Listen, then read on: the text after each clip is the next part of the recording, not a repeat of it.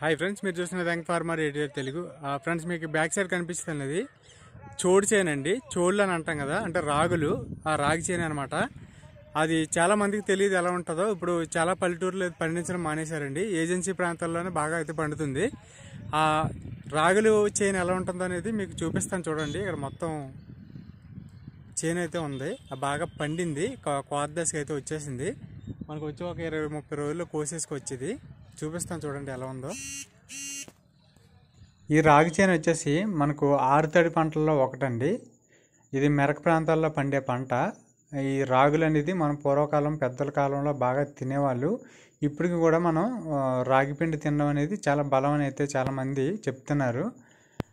నేను కూడా మా చిన్నప్పుడు మా అమ్మగారు రాగులతో పిండి చేసి చోడు తోప అని చెప్పేసి తోప అట్లు వేసేది. అలాగే రాగి అంబలో కూడా తాగేవాళ్ళం అండి. ఇప్పుడు వచ్చి మాకు కూడా ఇవి దొరకడం కష్టమైపోయినాయి.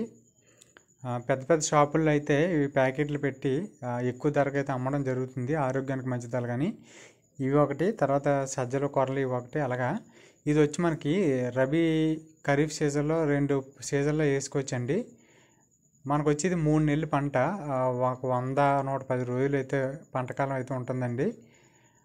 రాబోయే కాలంలో రాగులు, సజ్జలు, తర్వాత కొర్రలు, అండు కొర్రలు ఇవి బాగా ప్రావీణ్యం అయితే పొందుతాయి.